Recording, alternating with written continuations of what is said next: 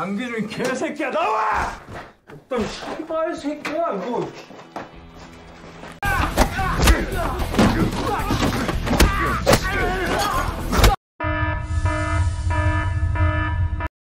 Halo Rek, apa kabar? Semoga selalu sehat, diberi kelancaran rezeki, dan dimudahkan segala urusannya. Amin. Selamat datang di channel ABC, Agus Bisa Cerita. Membahas alur film mulai dari drama, aksi, misteri, hingga fantasi. Semua tersaji, penuh sensasi. Langsung weyore, ngene ceritone. Di sebuah warung ayam goreng, seorang pemuda bernama Lee Jong-do menjalani hidup sebagai kurir biasa. Tapi di balik senyumnya tersembunyi hasrat bertarung, menguasai taekwondo, judo, hingga kendo. Tak terhitung penghargaan yang pernah ia rebut.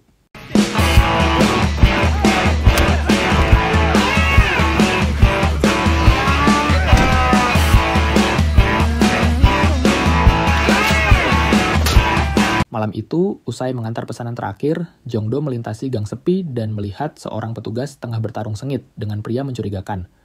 Naluri bela dirinya tak bisa tinggal diam. Ia turun tangan, mengalahkan si penjahat hanya dalam hitungan detik. Namun saat tubuh pria itu terhempas ke tanah, matanya tertuju pada gelang hitam mencurigakan di pergelangan kakinya.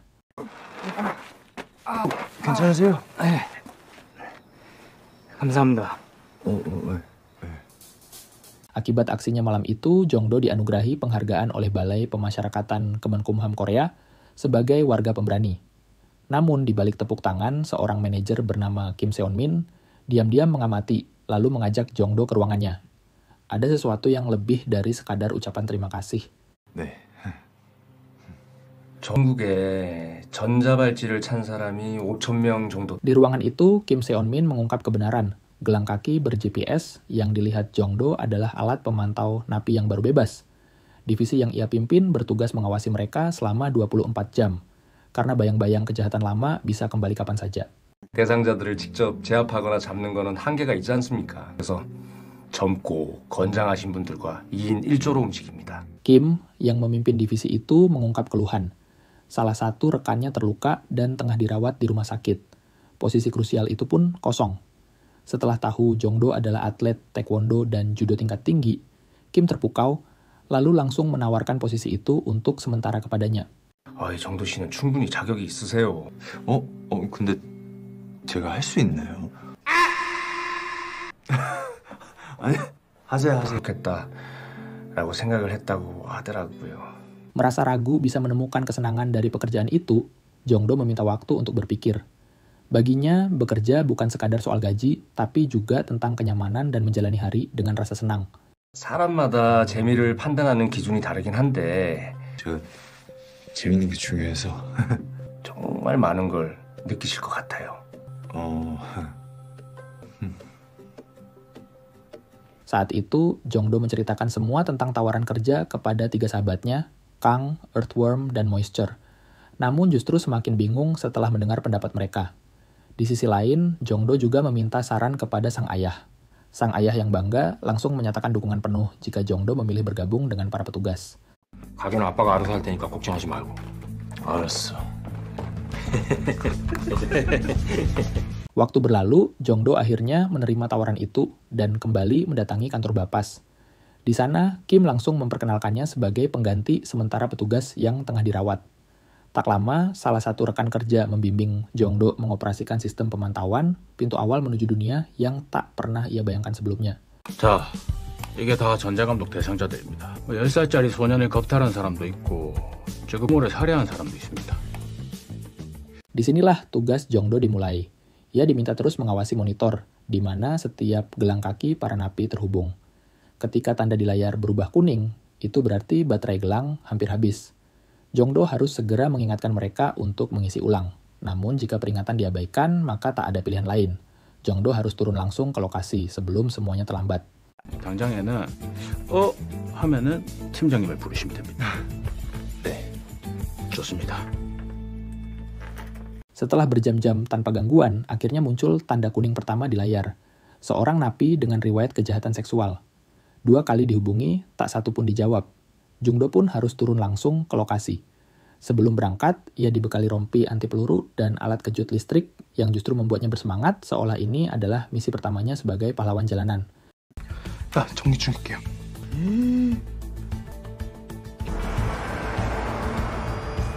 Sesampainya di lokasi, Jungdo langsung mengamati rumah napi itu dengan cermat. Nalurinya menangkap kejanggalan sebuah jendela tanpa teralis, celah sempurna untuk melarikan diri. Tanpa ragu, Jungdo menyusun strategi cepat, bersiap menyergap tepat di jalur pelarian yang sudah ia prediksi. 제가 금방 뛰어갈게요.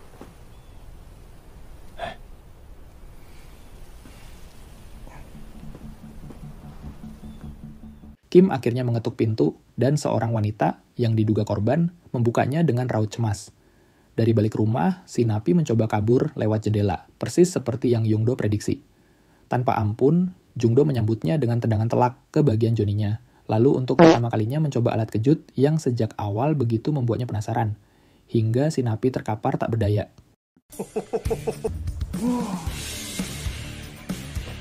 전자장치 붙였고, 전자장치.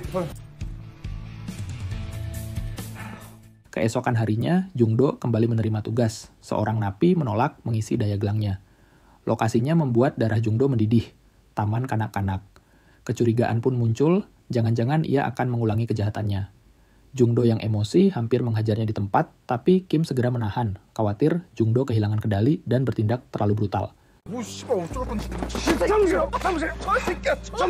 참으세요. 아니, 도발하는 거예요. 알아요. 그만 이해해. Mengira akan ditegur karena tindakannya yang terlalu keras, Jungdo justru terkejut saat Kim memujinya. Bahkan sebagai bentuk apresiasi, Kim mengajaknya makan malam. Tapi Jungdo tampaknya tidak ingin menyia-nyiakan momen ini. 같이 사주시면 안 될까요? 친구들아 이제 그만 앉을까? 선생님 앉으시죠. Siasat Jungdo mengajak ketiga sahabatnya terbukti sukses. Suasana hangat pun tercipta. Mereka saling berkenalan, tertawa, hingga merasa seolah telah lama bersahabat. Di akhir malam, Kim bahkan dinobatkan sebagai kakak tertua dalam lingkaran baru mereka.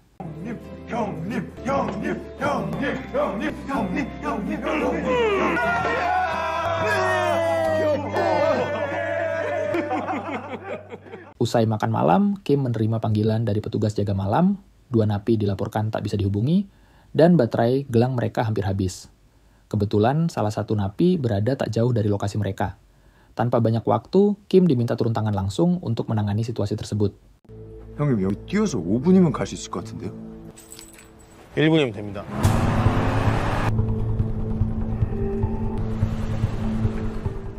Mengingat napi ini seorang pembunuh, Kim diliputi kekhawatiran, terlebih mereka tanpa perlengkapan pelindung. Meski begitu, pencarian tetap dilanjutkan mengikuti sinyal terakhir dari GPS. Namun naas, jejak si napi tiba-tiba menghilang dari pantauan.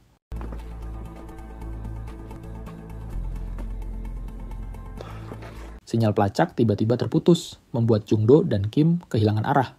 Setelah menyisir area sekitar, mereka akhirnya menemukan gelang kaki yang telah dipotong dengan pisau. Pertanda bahwa napi tersebut kini benar-benar lepas kendali. 형 경찰 부를까요? 아니, 금방 했을 거야. 빨리 찾아야 돼. Jungdo punya ide cemerlang, mencari dari udara. Ia segera menghubungi Moisture yang memiliki drone. Tak ingin Kim terluka, Jungdo memutuskan mengejar sendirian. Dan Kim yang menjadi navigasinya melalui drone di udara. Dari pantauan drone, mereka berhasil menemukan lokasi napi tersebut. 쭉 직진. 쭉. 거의 다 왔어. Jungdo berlari mengikuti arahan dari drone yang dikendalikan Kim. Saat berhasil menemukan napi itu, ia justru dihadapkan pada situasi genting. Napi tersebut mengancam akan mengakhiri hidupnya sendiri jika Jungdo tak mundur. Ketegangan pun berubah menjadi dilema antara menyelamatkan atau kehilangan.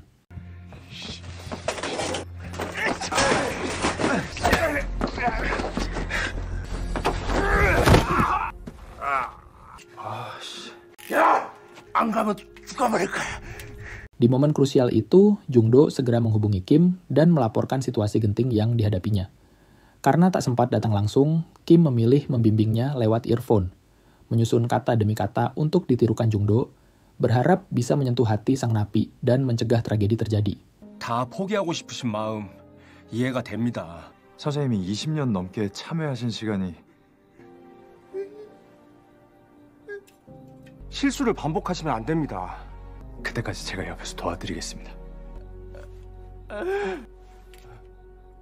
Sesampainya di rumah, Jungdo bercerita tentang pekerjaannya. Sang ayah yang sedang menonton berita tampak terpaku saat mendengar nama Kim Gi-jung, seorang predator seksual anak yang baru bebas setelah 20 tahun di penjara. Dikenal bertubuh kekar dan sangat berbahaya. Wajah ayah Jungdo seketika berubah tegang. 아이, 저런 놈이 있어. 폭행을 저지른 점이 아주 높다 이렇게 볼 수가 있겠습니다. 다시 강기중은 Dalam sebuah rapat serius antara pihak kepolisian dan kementerian, Kim menyampaikan keberatannya secara tegas. Ia menolak saat divisinya diminta mengawasi Kim Gi-jung, napi berbahaya yang seharusnya mendapat pengawasan khusus. Kim menekankan bahwa timnya sudah menangani lebih dari 20 napi aktif, dan menambahkan Gi-jung justru bisa membuat pengawasan terhadap subjek lain jadi lengah, bahkan berisiko fatal. 총 3교대로 강기중을 전담하는 게 안전할 것 같습니다. 저희 인력 안에서 강기준까지 관리하면 다른 대상자들에 대한 관리가 소홀해질 수밖에 없습니다. Beralih ke Jungdo yang baru saja pulang dari salon bibinya, matanya tiba-tiba tertuju pada seorang pria mencurigakan. Orang yang sebelumnya sempat ia lihat di depan salon. Kali ini, Jungdo menyadari pria itu mengenakan gelang kaki. Kecurigaannya memuncak saat melihat si pria memegang tangan seorang pramusaji wanita dengan cara yang mencurigakan. Instingnya sebagai pengawas pun langsung terpanggil.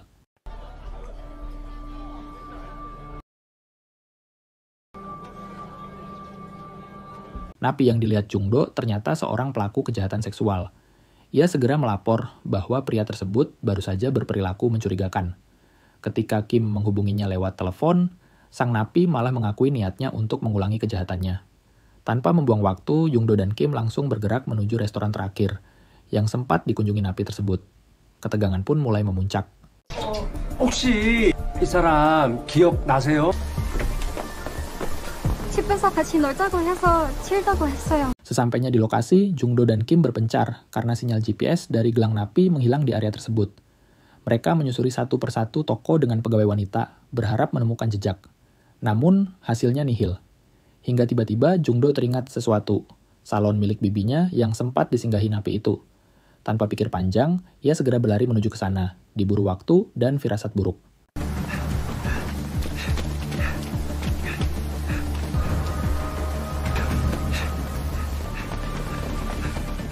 Dan benar saja, sesampainya di sana, Jungdo mendapati napi tersebut tengah menyerang bibinya. Dengan amarah membara, ia menghancurkan kaca pintu dan menerobos masuk. Tanpa ragu, Jungdo langsung melumpuhkan pria itu seketika, menyelamatkan bibinya dari tragedi mengerikan.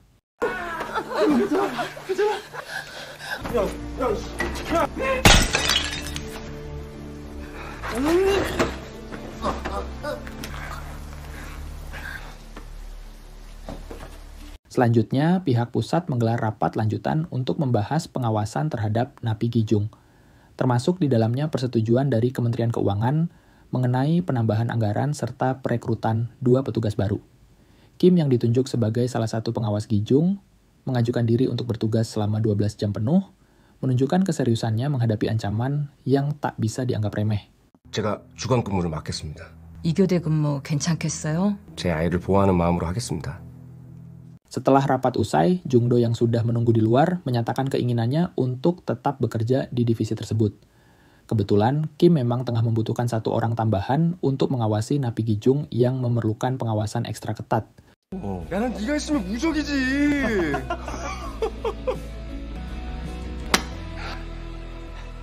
Setelah menerima instruksi resmi, Kim dan Jungdo menuju kantor tahanan untuk menemui Gi-jung yang akan segera dipindahkan ke kediamannya. Di sana, mereka memasangkan gelang pelacak pada kakinya, sebuah simbol pengawasan mutlak, lalu mengawal langkahnya dengan waspada menuju dunia luar yang kini penuh batas.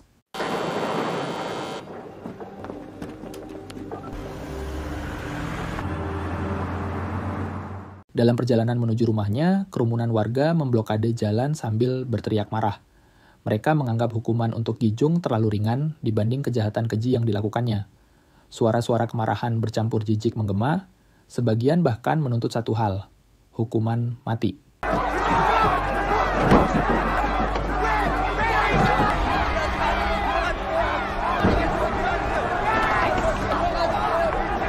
Saat malam, sesampainya di rumah, Gi-jung diajak berbincang santai di atap oleh temannya, mantan napi yang lebih dulu bebas. Awalnya Gi-jung tampak ragu mengingat gelang pelacak masih melilit di kakinya.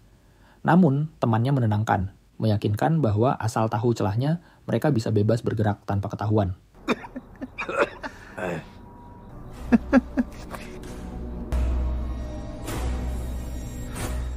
Keesokan harinya, saat memantau pergerakan Gi-jung dari monitor, Jung-do merasa gelagatnya mencurigakan. Ia segera meminta izin kepada Kim untuk membuntuti lebih awal, khawatir Gi-jung akan bertindak sebelum ia sempat dicegah. Kim mengizinkan, dengan syarat Jung-do tetap mengenakan earphone agar bisa terus berkomunikasi dengannya. Tanpa menunggu lama, Jung-do pun langsung bergerak menuju lokasi Gi-jung berada.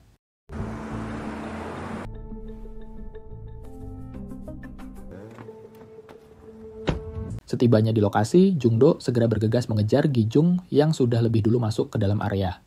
Namun, karena langkah Gi-jung yang cepat dan gerakannya yang licin, Jung-do kehilangan jejaknya saat berusaha mengikuti dari belakang. Ketegangan pun mulai terasa.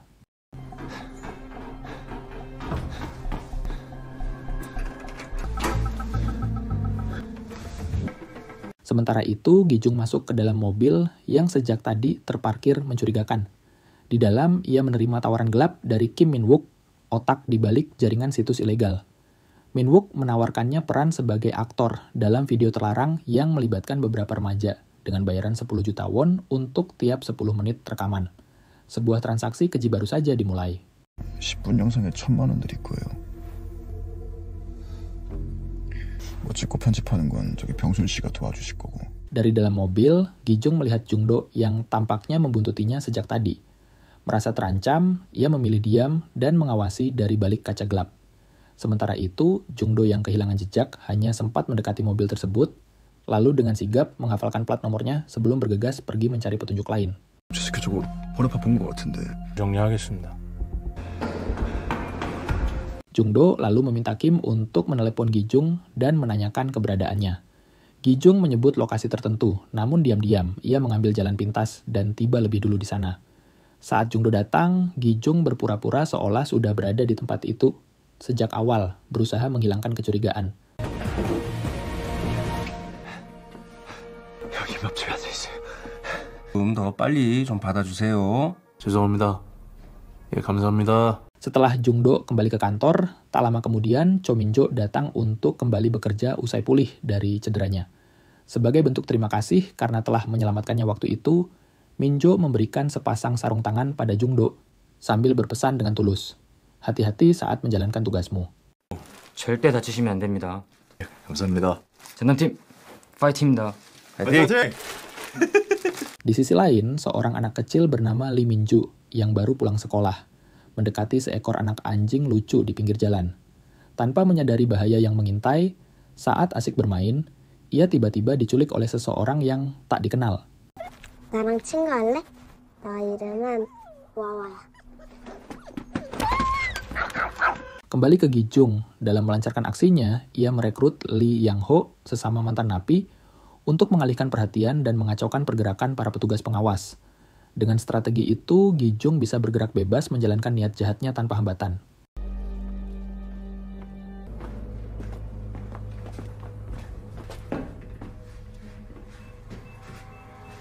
Gi-jung dijadwalkan melancarkan aksinya besok malam.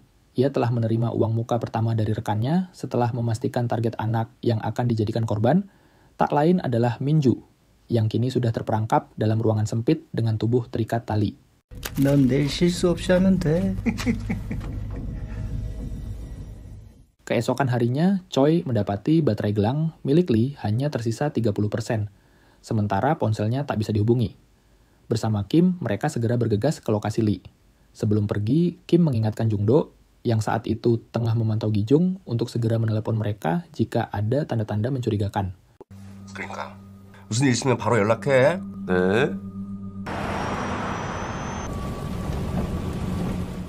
Sesampainya di lokasi, Kim dan Choi dikejutkan oleh suara minta tolong yang lirih dari dalam bangunan tua. Tanpa membuang waktu, mereka segera menyusuri sumber suara itu dengan waspada, menyadari bahwa sesuatu yang buruk mungkin tengah terjadi di dalam sana. 내가 죽인다고 했지 개새끼야 씨발 뭘 밝혀 개새끼. Ternyata itu hanyalah rekaman suara yang dijadikan jebakan. Kim dan Choi yang sudah masuk terlalu dalam terperangkap. Mereka dikepung oleh kelompok Lee yang memang telah disiapkan oleh Gi-jung. Dalam hitungan detik, serangan membabi buta datang dari segala arah.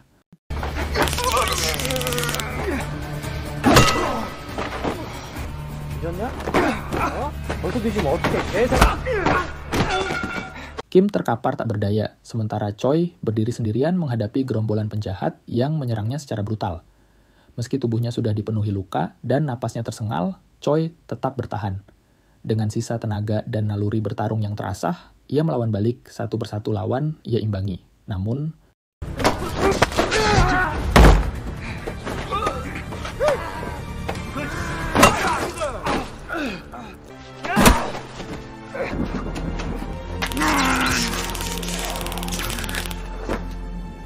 di waktu yang bersamaan, Jung-do yang sejak tadi membuntuti Gi-jung justru terjebak dalam sebuah ruangan.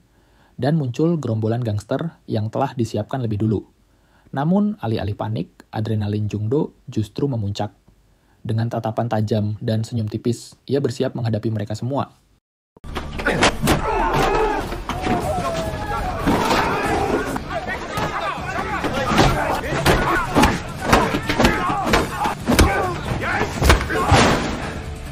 Meski mahir bela diri, Jung-do kewalahan dihajar dari segala arah. Tapi dengan tekad dan strategi, satu persatu gangster ia tumbangkan. Saat asap pertarungan reda, ia menghubungi Kim. Tak ada jawaban. Kim dan Choi sudah tak sadarkan diri.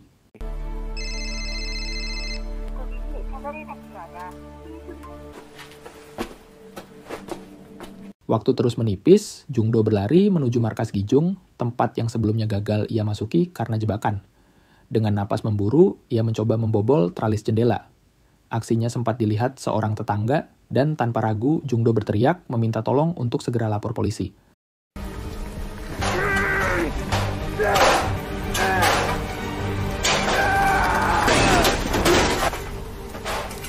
Begitu berhasil masuk, Jung-do langsung disergap oleh Gi-jung yang telah bersiap menyambutnya.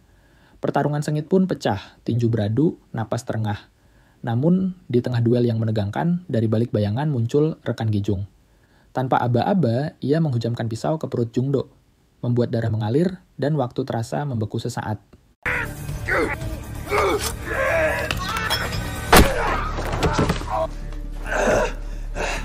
Meski darah terus mengalir dan tubuhnya melemah, Jung-do bertahan dengan sisa tenaga terakhir. Dengan tekad membara, ia berhasil melumpuhkan Gi-jung dan rekannya sekaligus. Ia lalu tertatih masuk ke ruangan Minju, mencoba menenangkan gadis kecil yang gemetar ketakutan. Namun, tanpa disadari, bahaya belum usai.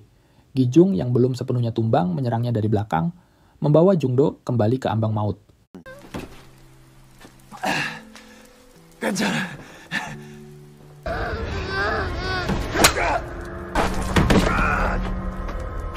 Beruntung, polisi datang tepat waktu. Mereka langsung menggagalkan aksi keji Gi-jung dan menyelamatkan Minju yang masih terikat dan trauma. Namun, di tengah kekacauan, Gi-jung dan rekannya berhasil melarikan diri, mengabaikan tembakan peringatan yang dilepaskan polisi.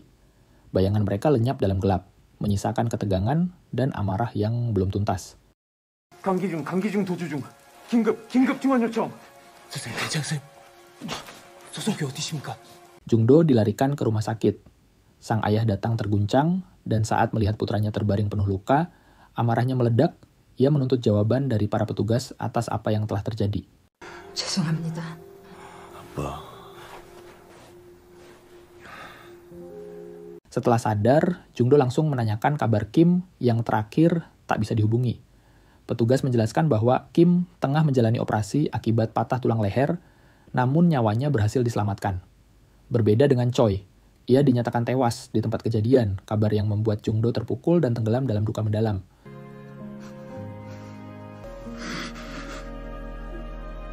뜻을 따르신다고 합니다. Waktu berlalu, Jung-do kembali menerima penghargaan sebagai warga pemberani atas keberaniannya menggagalkan aksi Gi-jung. Namun yang paling menyentuh bukan medali, melainkan kedatangan Ibu Minju dan sepucuk surat tulus bertuliskan tangan kecil, Minju. Terima kasih sudah menyelamatkanku.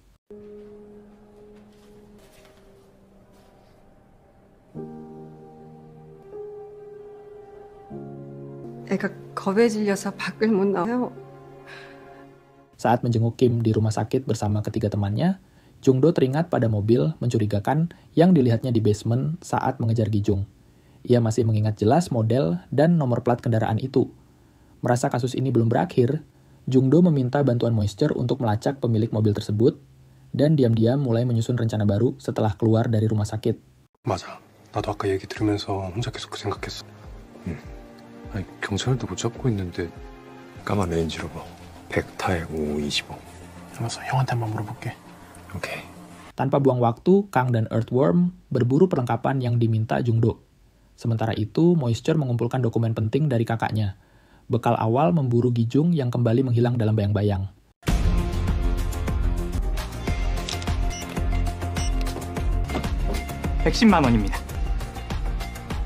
Tibalah saatnya. Jung-do dan ketiga temannya menyusup ke apartemen yang diyakini milik Min-wook. Saat Moisture mencoba menyetrum smart lock dengan alat khusus, usahanya gagal. Kepanikan melanda, detik itu juga mereka hampir melarikan diri. 뭐야? 야, 도망가자.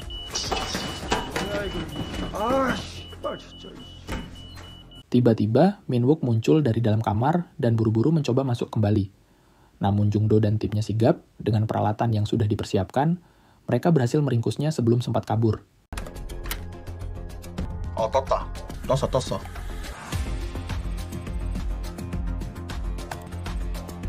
Moisture segera menancapkan flash disk pemberian kakaknya ke komputer di ruangan itu untuk diretas. Namun napasnya tercekat saat layar menampilkan ribuan video eksploitasi anak di bawah umur. Semuanya tersimpan rapi sejak tahun 2007. 씨발 이거 뭐야? 이 새끼 컴퓨터에 막 어린애들 이게 컴퓨터에 아동 성착취물이 1테라가 넘게. Melihat isi komputer itu, amarah Jung-do memuncak. Dengan rahang mengeras, ia mengangkat alat setrum, siap menghabisi Min-wook saat itu juga. Namun teman-temannya sigap menahannya, mencegahnya kehilangan kendali. Namun, 잠깐만 정도야. 참아야 돼.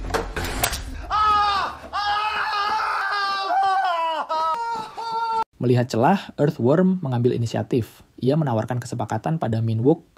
Ambulans akan segera dipanggil untuk mengobati matanya, asalkan ia memberitahu di mana Gi-jung berada. Terdesak dan kesakitan, Min-wook akhirnya setuju. Ia menyerahkan ponselnya, kunci untuk menemukan Gi-jung. 핸드폰으로 카드 쓴 곳들 문제 왔어요. 다 말했으니까. Usai menyusun rencana, Jung-do dan teman-temannya bersiap berangkat. Namun, langkah mereka terhenti saat sang ayah tiba-tiba pulang dan melarang kepergian itu. Dengan mata penuh keyakinan, Jung-do menceritakan luka Min-ju dan para korban lain. Hening sejenak, lalu sang ayah menahan air mata mengangguk pelan. Izin diberikan, meski hatinya gemetar. 그거 다 이제 안 다치니까 걱정하지 마요. 갔다 올게요.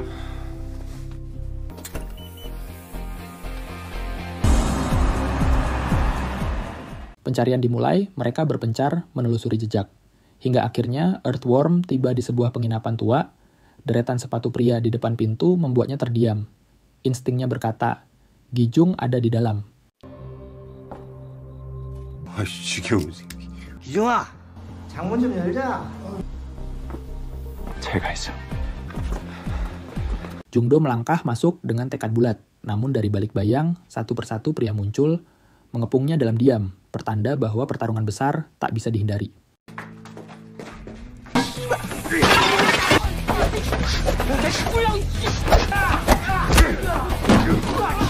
Pertarungan memanas, Jung-do yang dipantau lewat drone tetap tenang di tengah kepungan. Saat seorang pria mengayunkan pisau ke perutnya, Jung-do hanya tersenyum sinis dan menjulurkan lidah. Pisau itu memantul tak membekas, rompi anti tusuk dan anti peluru melindunginya sepenuhnya.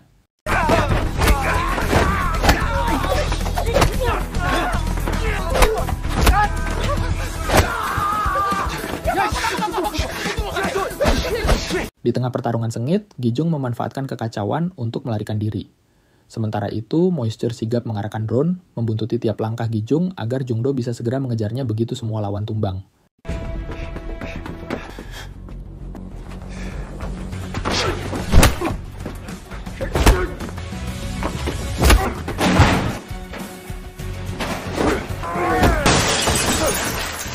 Pertarungan akhir pun tak terelakkan. Jungdo akhirnya berhadapan langsung dengan Gijung. Namun situasi berbalik saat Gijung menghunus golok dan berhasil menusuk bagian tubuh Jungdo yang tak terlindungi rompi. Rasa sakit membuat Jungdo goyah dan Gijung tanpa ampun menghajarnya bertubi-tubi.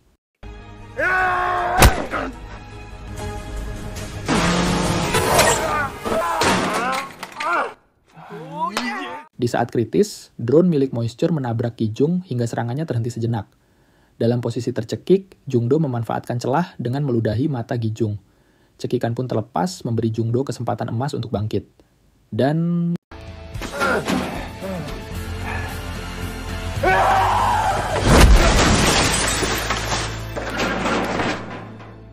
akhirnya, Gijung tumbang. Dengan sisa tenaga, Jungdo memborgolnya tanpa ampun. Napasnya terengah, tapi matanya menyiratkan kepuasan. Setelah semua yang terjadi, akhirnya si keparat itu berhasil ditangkap.